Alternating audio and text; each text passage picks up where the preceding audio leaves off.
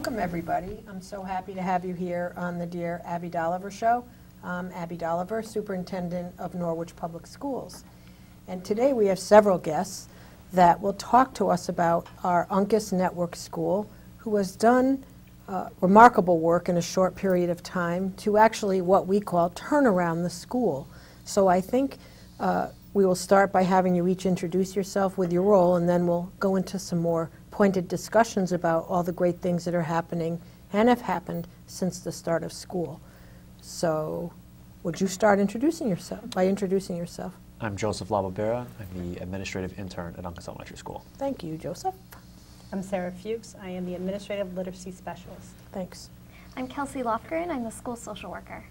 Steve Price. I'm the family liaison. And Jezzel Moran. I am the math interventionist.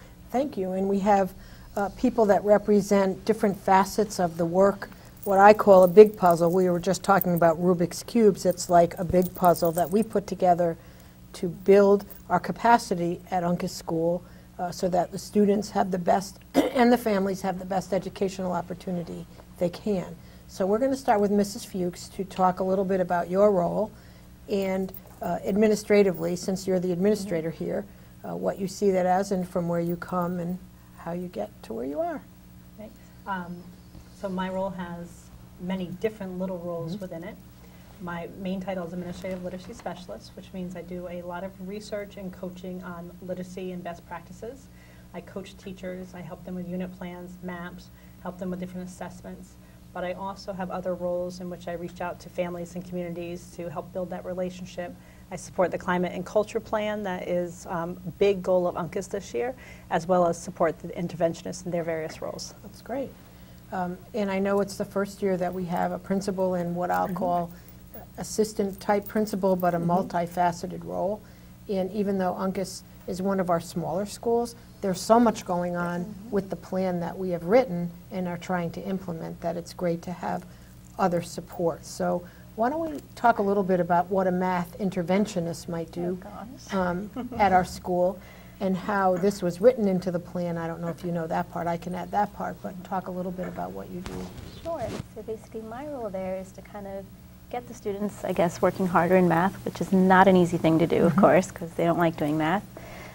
So I work basically one-on-one with the teachers to try to figure out which students need the most help. We do pick students that are low students, students that can do growth, students that are at their peak that can actually go further, and we also pick students that are striving so that they receive services. And then we work on a plan to kind of move them forward, basically. So I pretty much deal with 2nd through 5th grade to do that. Just 2nd through 5th. Just 2nd through 5th. That's great. And in our plan, we all know that one of the positions that we've been able to add through some of the funding that we've received is the interventionists. And we have literacy interventionists, math interventionists, and how helpful that is to be able to have small group instruction in our classrooms so that students get the help they need, whether they're high achieving or need extra push to keep going. So that's great, and we thank you for that work. Another important part, of course, my background is social work, so I'm a little, you know, look toward what would a social worker do in a network school based on my history and my background. So if you want to talk a little bit about that would be great. Sure. So a lot of what we're doing this year, and especially with Steve Price, our family liaison, is really working on building our relationships within the community and really getting our parents and our community involved in our school and upcoming events. I participate in the culture and climate team, as Sarah had mentioned, really working together with the teachers to establish a positive and safe and welcoming environment with the school. And I'm also part of our attendance team in improving our school attendance across the board. That's great. Have we seen any changes? Or well, we'll talk about celebrations, but shortly after everybody has a little bit of a chance. And Steve, Mr. Price, we have known each other for a long time in other ways, but in other work environments. And now here you are in education as a family liaison. So give us a little summary of what that looks like. That's also a new position, funded through some of our extra grants that we have. And a very exciting position. Some of it echoes what Mrs. Lofgren was saying in terms of us working together collectively to increase our attendance rates.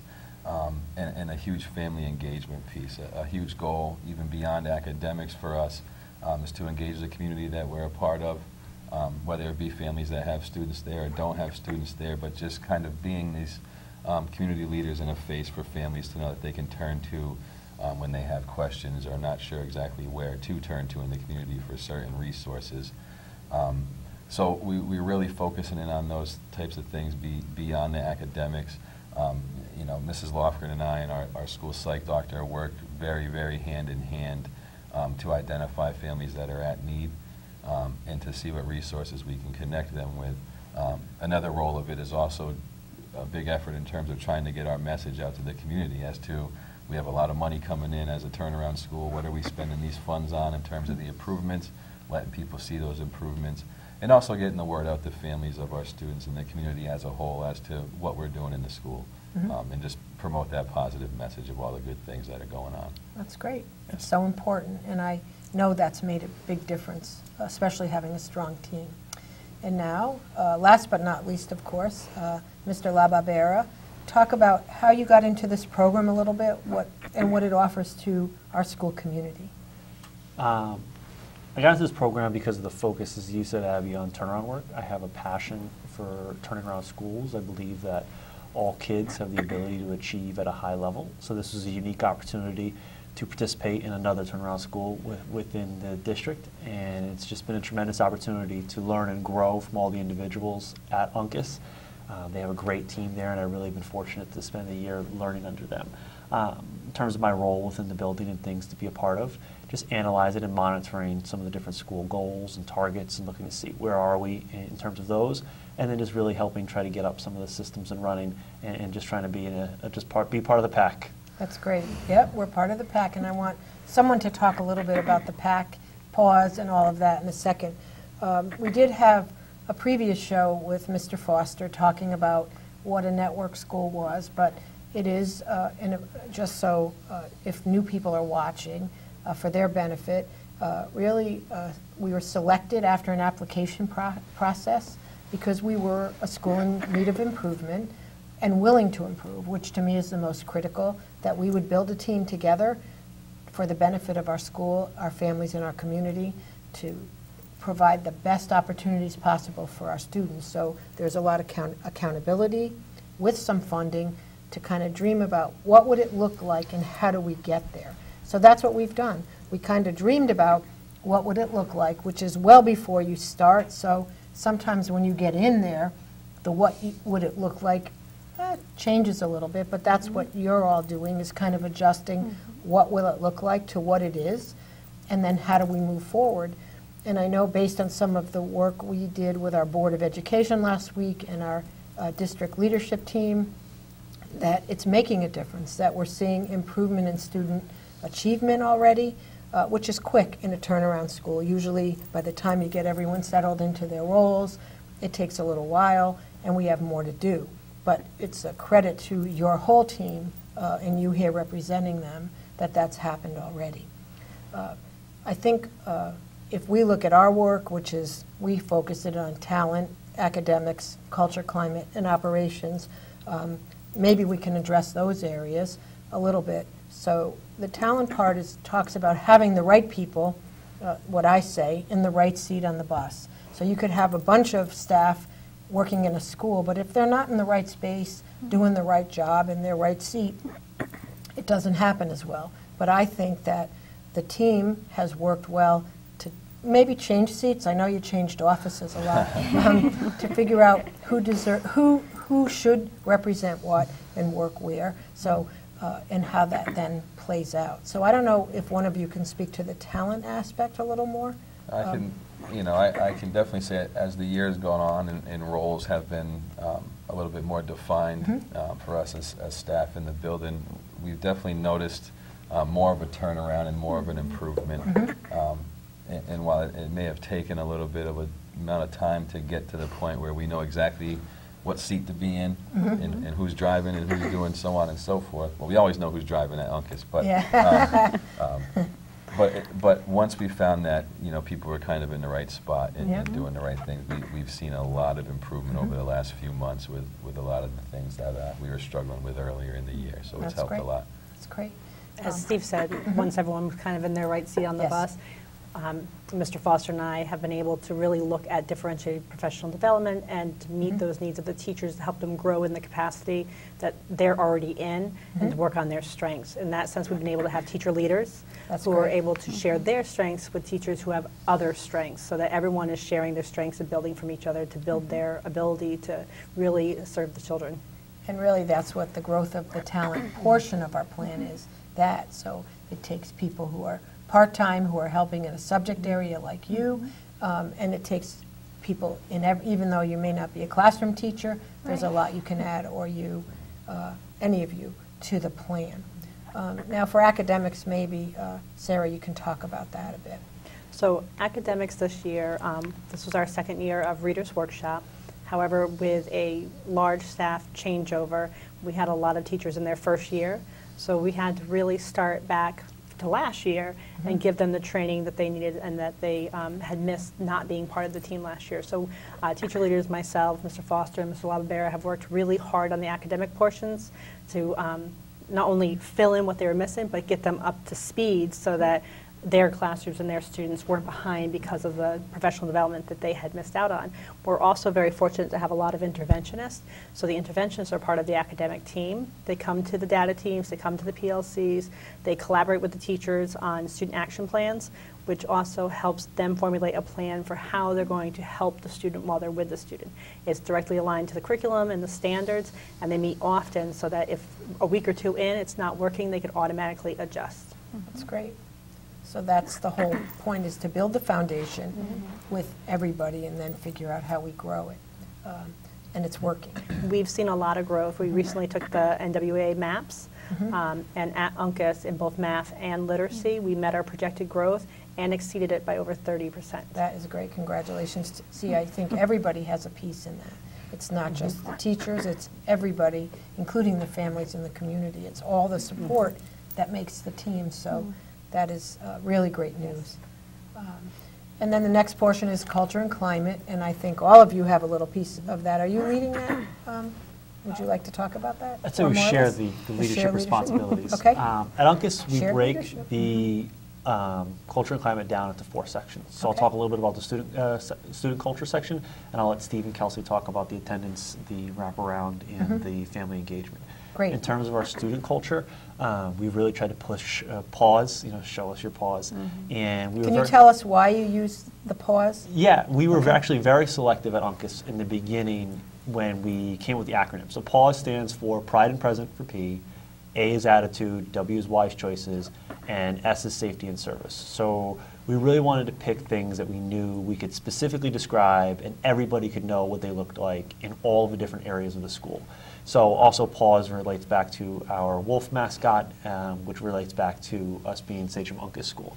So that's kind of how it came to be. So it was really a big push, and we felt as if kids were showing PAWS in all the different areas, then the level of success that they could show would just be at a really high level. So that was really the big push. Part of that big push with PAWS is really making sure we look at acting positively, so we frame everything positively, and we look at everything through a positive lens. And again, it's just an approach that we try to take at Uncas, making sure that we have a positive attitude, making sure that we take pride in our work, and it's really taken on a life of its own within the school when you walk Great. through and you see the kids showing, whether it's showing it on their hands, whether it's the paw prints that are posted on the board, whether it's the Clash Dojo that's implemented school-wide, and you see students being rewarded for the different elements. When you get down into it, it makes it very specific, very observable. Kids, teachers, we all know what's expected, and like I said, it's definitely taken on a life of its own. So the big push as we move forward is to really make sure that all of our kids are showing their paws at all times, to make sure that again, we're achieving all of our goals. And with that, I'll let Steve and Kelsey talk about their work with family engagement and the attendance plan. Okay. Well, in regards to the attendance plan, our school has an attendance team. It's myself, Steve, and then Jason Cavanis, who also oversees Bridges. And we work very hard every day to contact families who have an unexcused absence or their child is out and we haven't received a phone call or a note. And I think that what makes the strength of our team is that we work so hard to communicate with the families, so that if someone asks us, where is John Doe, we can say, oh, he has a doctor's appointment, this and that, and we know what's going on. We work really hard to educate our families on the attendance policies for the district and the state as well, so that they know how it goes.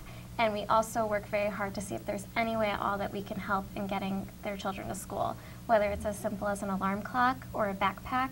Maybe there's an issue on the bus and we need to get on the buses, or even just we need bus tickets to get them transportation after an appointment. So we work really hard to show that we are working with them as a team because we want their child to have a successful school year. That's great. Yeah, so just to kind of echo, I mean, it's a very proactive approach we take. So if we have a student who's nearing, you know, absent numbers where they're considered chronically absent, you know, before we're getting to that point, we're really trying to get in there between us as a school and the family and the student, figure out what's going on and what can we do to improve this situation, and also handle it in-house. I mean, we want to, as a school, handle as many things as possible in-house, you know, before we're at a point where we're getting outside agencies involved. So it's a very proactive approach on those things on our part, and a very just open willingness to work with families in whatever manner we can.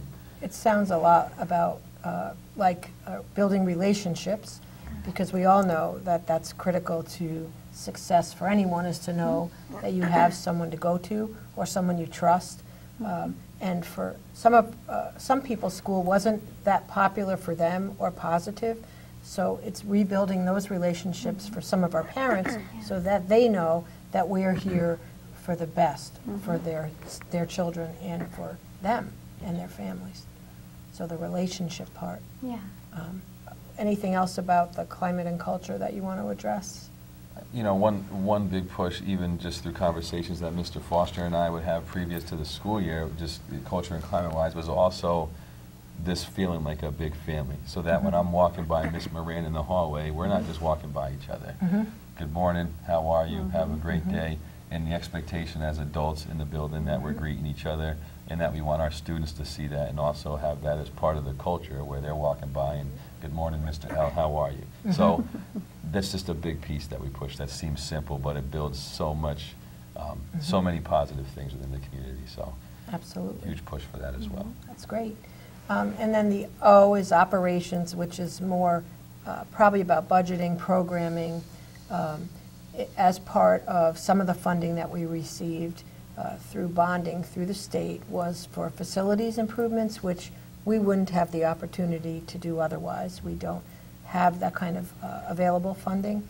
So as you know, every time you go in, there's something a little different, but Uncas was an open school back in the 60s, open classrooms. In those days, and my kids were in school then and went to an open school, and it was kind of, you get used to it because you have to.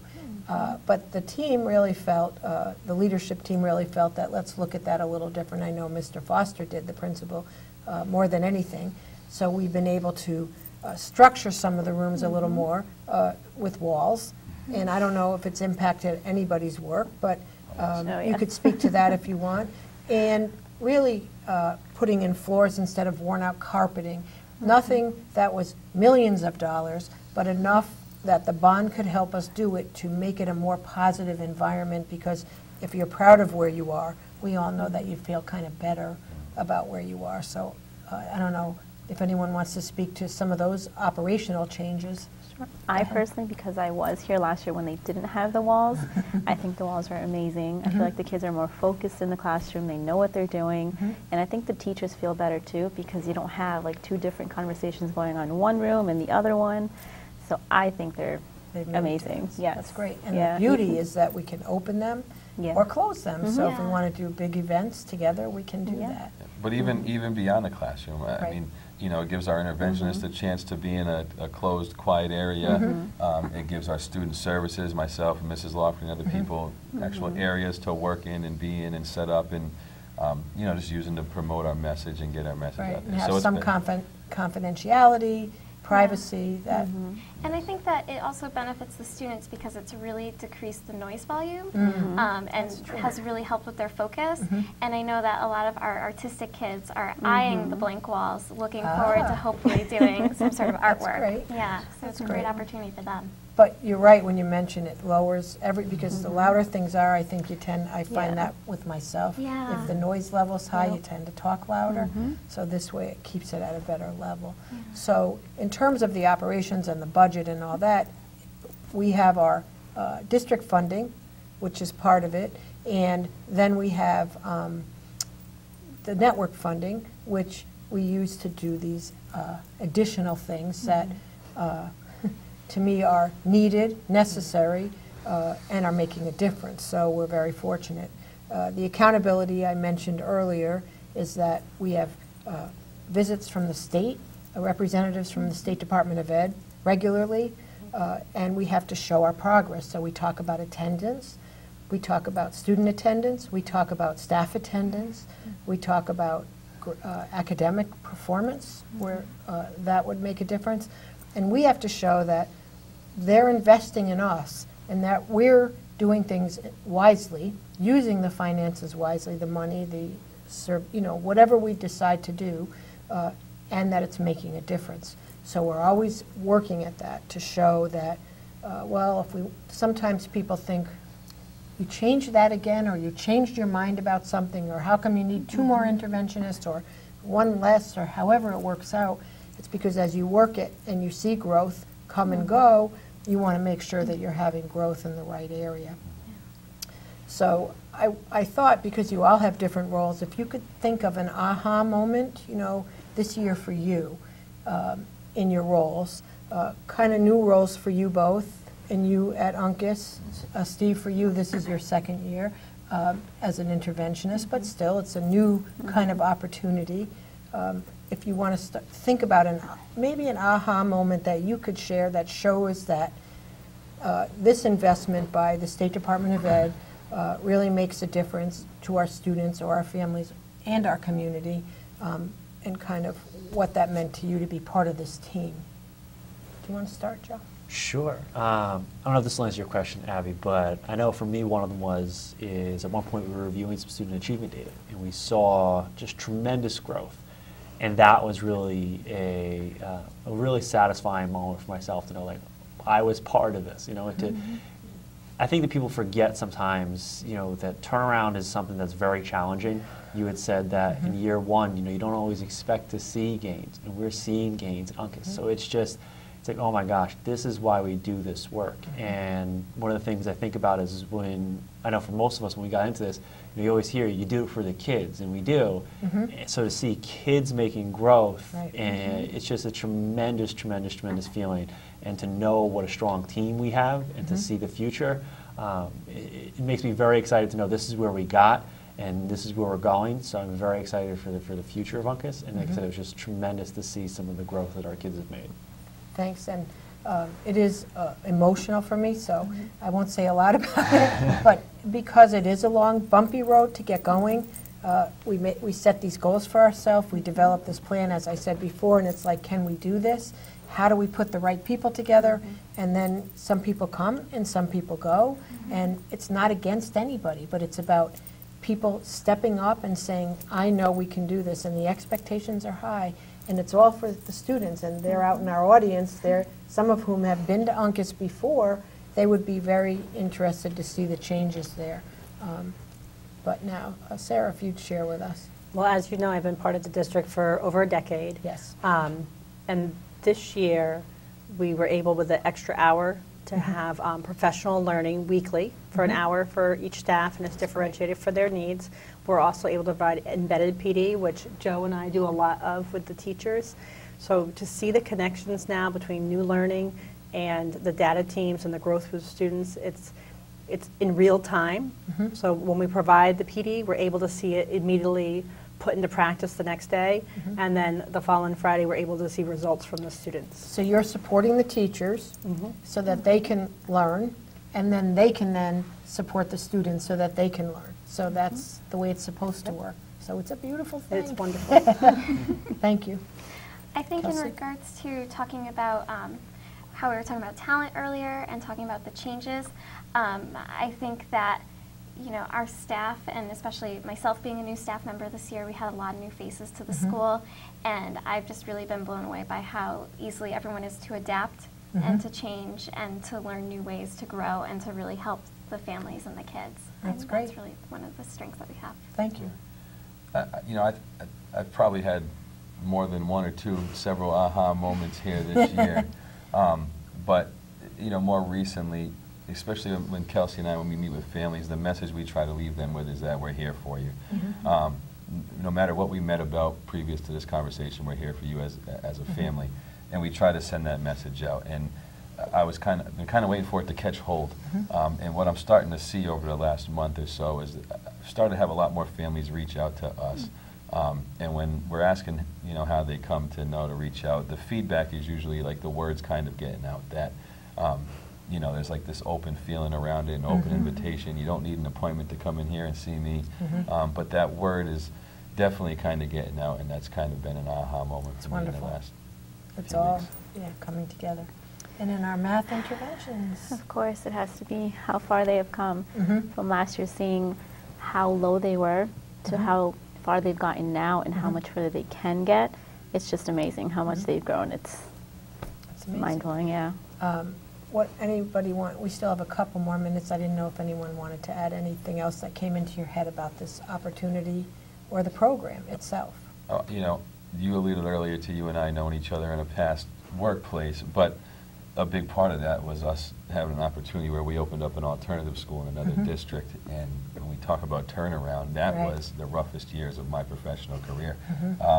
And you know the reasons why that we won't go into here, but it was rough. It was rough, and it took a couple of years, you know, so coming into this, I had this realistic view that this is going to take a while, you know. I think when I came back from Christmas break, I expected a mess, people kind of getting settled back in, kids getting settled back in, and that was like another aha moment for me where it was like, what we're doing is taking hold, because it was just a remarkable improvement that we could see. It was kind of night and day from the first half of the year to the second half, so I think it's just it just shows how hard everybody's working, our students, our staff, our families. Everybody deserves a ton of praise.